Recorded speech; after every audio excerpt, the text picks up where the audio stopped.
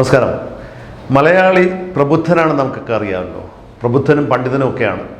നമ്മുടെ പാണ്ഡിത്യം കൂടിപ്പോയതുകൊണ്ട് നമുക്ക് വന്നിട്ടുള്ള ഒരുപാട് പ്രശ്നങ്ങളുണ്ട്.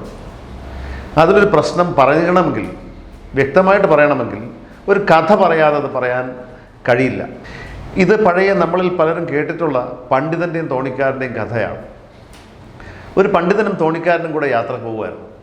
അപ്പോൾ പണ്ഡിതന് തോണിക്കാരൻ്റെ മുഷിഞ്ഞ വേഷവും അയാളുടെ ഭാവമൊന്നും അങ്ങോട്ട് തീരെ ഇഷ്ടപ്പെട്ടില്ല. പുഴയുടെ നടുക്കായപ്പോൾ പണ്ഡിതന് സഹിക്കാൻ വയ്യാതെ തോണിക്കാരനോട് ചോദിക്കുകയാണ്, നിനക്ക് സംസ്കൃതം അറിയാമോ? തോണിക്കാരൻ പറഞ്ഞു, ഇല്ല. അടുത്ത ചോദ്യം വരികയാണ്, വേദാന്തം അറിയാമോ? അതുമില്ല. 6 ദർശനങ്ങളെങ്കിലും. അപ്പോൾ തോണിക്കാരൻ പറയുകയാണ്, അയ്യോ എനിക്കിതൊന്നും അറിയില്ല. അപ്പോൾ അതിന് മറുപടിയായിട്ട് പണ്ഡിതൻ പറയുകയാണ്, നിൻ്റെ കാലും അരയല്ല 3/4 ജീവിതവും പോയി. നിനക്ക് സംസ്കൃതവും അറിയില്ല, വേദാന്തവും അറിയില്ല, 6 ദർശനങ്ങളും അറിയില്ല. കഷ്ടം തന്നെ, മഹാകഷ്ടം. അപ്പോൾ പെട്ടെന്നൊരു കാറ്റ് വന്നു, തോണി ഉലയാൻ തുടങ്ങി. അപ്പോൾ പണ്ഡിതൻ ചോദിക്കുകയാണ്, പണ്ഡിതനല്ല തോണിക്കാരൻ പണ്ഡിതനോട് ചോദിക്കുകയാണ്, അങ്ങേക്ക് നീന്താൻ അറിയാമോ? അയ്യോ ഇല്ലല്ലോ എന്ന് പണ്ഡിതൻ മറുപടി പറഞ്ഞു. അപ്പോൾ തോണിക്കാരൻ പറഞ്ഞു, എൻ്റെ 3/4 ജീവിതമല്ലേ പോയുള്ളൂ, അങ്ങയുടെ മുഴുവൻ ജീവിതം പോകാൻ പോവുകയാണ്. ഏതാണ്ട് ഇതുപോലൊരു സ്ഥിതിയാണ് ഇന്ന് വന്നിട്ടുള്ളത്. കാരണം നമ്മൾ നിലമ്പൂർ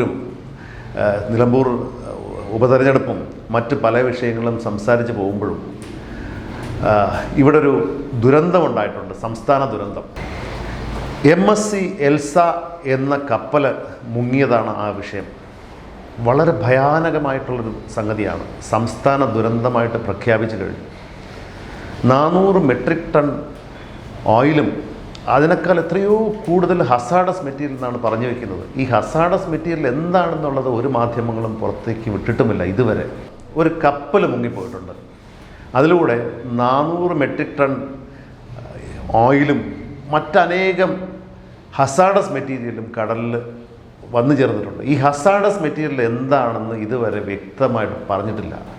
ജപ്പാനിൽ, സ്പെയിനിൽ, അതുപോലുള്ള പല സ്ഥലങ്ങളിലും ഇതിന് സമാനമായിട്ടുള്ള അപകടങ്ങൾ പണ്ട് നടന്നിട്ടുണ്ട്. അന്ധത, അതുപോലെ ന്യൂറോട്ടിക് കംപ്ലൈൻറ്റ്, അങ്ങനെ പല വിഷയങ്ങളും വന്നിട്ടുണ്ട്. അപ്പോൾ ഇതൊന്നും അഡ്രസ്സ് ചെയ്യാതെ ഇത് സംസ്ഥാന ദുരന്തമായിട്ട് മാത്രം പ്രഖ്യാപിച്ചു പോവുകയാണ്. അതിനിടയ്ക്ക് ചില കേന്ദ്രങ്ങളിൽ നിന്നും വരുന്ന വാർത്ത എത്രത്തോളം വിശ്വസനീയമാണെന്ന് നമ്മൾ പരിശോധിക്കേണ്ടിയിരിക്കുന്നു. ആ വാർത്ത മറ്റൊന്നുമല്ല, മീൻ കഴിച്ചോളൂ പ്രശ്നമൊന്നുമില്ലെന്നാണ്. ഈ ദുരന്തം നടന്നിട്ട് 2 ദിവസം ആയില്ല, അതിനുള്ളിൽ മീൻ കഴിച്ചോളൂ എന്നൊക്കെ പറഞ്ഞു കഴിഞ്ഞാൽ എന്ത് പഠനമാവും ഇവർ നടത്തിയിട്ടുള്ളത്? എന്ത് പഠനത്തിൻ്റെ അടിസ്ഥാനത്തിലാവും മീൻ കഴിച്ചോളൂ എന്നിവർ പറയുന്നത്? ഇത് വളരെ വലിയൊരു പ്രശ്നമാണ്. ഇതിന് ചിലപ്പോൾ വാർത്താ പ്രാധാന്യം കുറവായതുകൊണ്ടായിരിക്കാം മറ്റ് പലരും ഓൺലൈൻ മീഡിയകളും മറ്റ് മാധ്യമങ്ങളൊന്നും റിപ്പോർട്ട് ചെയ്യുന്നില്ല. നമ്മൾ TV വെച്ച് കഴിഞ്ഞാൽ, ചാനൽ നോക്കിക്കഴിഞ്ഞാൽ എല്ലാ തിരഞ്ഞെടുപ്പും മറ്റു പല ഇക്കിളിപ്പെടുത്തുന്ന വാർത്തകളും മറ്റു കാര്യങ്ങളൊക്കെയാണ്. ഇത് പൊതുജനത്തിനെ ബാധിക്കുന്ന വലിയൊരു വിപത്താണ്. ഇതിനെ വേണ്ട വിധത്തിൽ റിപ്പോർട്ട് ചെയ്യാൻ ആരും തയ്യാറായിട്ടില്ല എന്ന് പറയുന്നില്ല. റിപ്പോർട്ടുകൾ അവിടെ നിന്ന് ഇവിടെ നിന്നൊക്കെ വരുന്നുണ്ട്. പക്ഷേ അർഹിക്കുന്ന പ്രാധാന്യത്തോടു കൂടിയുള്ള റിപ്പോർട്ടിംഗ് ഉണ്ടോ എന്നുള്ള കാര്യം സംശയമാണ്. നന്ദി, നമസ്കാരം.